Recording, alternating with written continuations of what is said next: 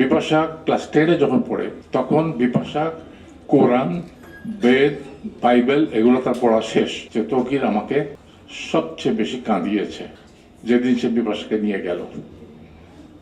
এত কান্না আমার জীবনে আমি কাঁদিনি। আমি বলবো যে তার শাশুড়ির কাছে সে হলো শ্রেষ্ঠ জামাই। আমি যদি তৌকির সাথে 1 ঘন্টা বসে আড্ডা মারি, আমার তো মনে হয় আমি অনেক কিছু শিখি। এবং আমার বাসায় যখন তৌকির আসে বা তৌকিরের সাথে যখন আমার দেখা হয়, আমাদের যে কথাবার্তাগুলো হয়, আমি মনে করি যে আমার একটা ক্লাস হলো, আমি অনেক কিছু শিখলাম। একটা জিনিস বলতেই হবে যে তৌকির কমিটেড। সে হলো আমার প্রকৃতপক্ষে যে সৃজনশীল ব্যক্তিত্ব বলি, সৃজনশীল ব্যক্তিত্ব বলতে তৌকিরকে একজন এক্সাম্পল হিসেবে আমরা ধরে নিতে পারি। এবং এর পিছনে যেটা হয়, সৃজনশীল ব্যক্তিকে কিভাবে হয়? সৃজনশীল ব্যক্তি সেই হতে পারে যার এডুকেশন থাকে, এখানে ফ্যাকাল্টিগুলো ডেভেলপ করে। তো সৃজনশীল ব্যক্তি শুধু এডুকেশনে মানে প্রথাগত এডুকেশনে তো হয় না, তার অন্যান্য এডুকেশনও থাকে। এবং এই একটা জিনিস তার বিরাট বড় গুণ যে সে বই পড়ে, বিভিন্ন রকম বই পড়ে। আমি যদি তৌকির সাথে 1 ঘন্টা বসে আড্ডা মারি, আমার তো মনে হয় আমি অনেক কিছু শিখি। এবং আমার বাসায় যখন তৌকির আসে বা তৌকিরের সাথে যখন আমার দেখা হয়, আমাদের যে কথাবার্তাগুলো হয়, আমি মনে করি যে আমার একটা ক্লাস হলো, আমি অনেক কিছু শিখলাম। এই যে এই যে জ্ঞানটা আমাদের শিল্পীদের, আমি সত্যি কথা বলছি, কেউ পড়তে চাই না। আমরা নতুন ছেলেমেয়েরা তো পড়তেই চায় না। আর আমরা যারা পুরনো আছে, কিছু কিছু আমরা ছোটবেলা থেকে একটা পড়ার অভ্যাস ছিল, ক্লাসে বই ছিল, বই জোর করে দিত স্কুল থেকে পড়তে হবে, গল্প পরের দিন এসে সেই গল্প বলতে হবে। তো সেগুলো তো হারিয়ে গেছে। কিন্তু তৌকির যেখানেই যাবে, যখন কোনো মার্কেটে গেলে আমি তাকে খালি হাতে ফিরতে দেখিনি, বই একটা কিনবেই সে। এবং বিপাশারও কিন্তু একই রোগ। বিপাশা ক্লাস 10-এ যখন পড়ে তখন বিপাশা কোরআন, বেদ, বাইবেল এগুলো তার পড়া শেষ। চিন্তা করা যায় না কি পড়ে এত, কি রাত জেগে জেগে এত বই পড়ে, কিন্তু তার নেশা। এবং এখনো সে বই পড়ে এবং আমাকে সে গল্প করে।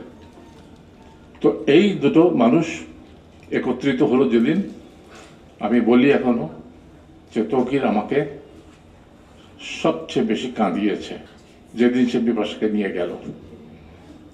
এত কান্না আমার জীবনে আমি কাঁদিনি।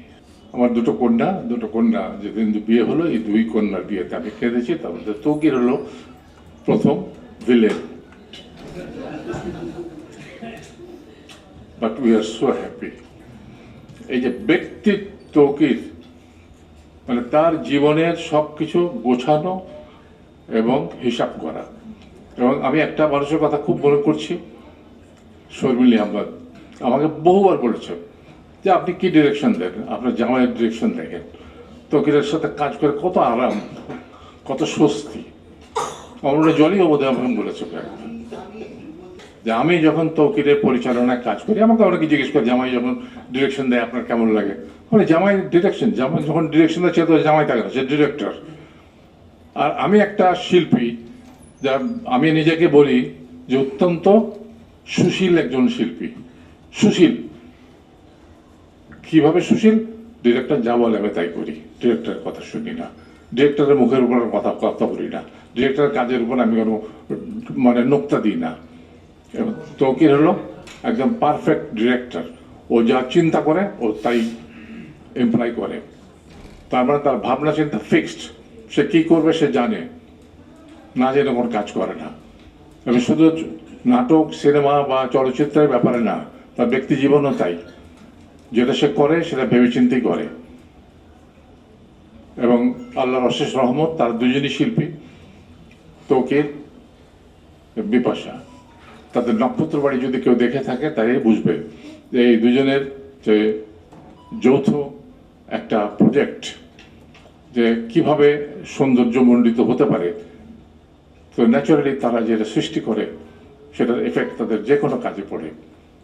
সামান্য একটা নাটক ধূসর প্রজাপতি করলো কয়দিন আগে, আমি অবাক হয়ে গেলাম। এত সিম্পল একটা গল্প, একদম মধ্যবিত্তদের উপরে, অথচ কি চমৎকার গল্প, কি চমৎকার তার নির্মাণ, অসাধারণ। আমি বলবো যে তার শাশুড়ির কাছে সে হলো শ্রেষ্ঠ জামাই, কারণ তাকে যা খেতে বলে সে তাই খায়।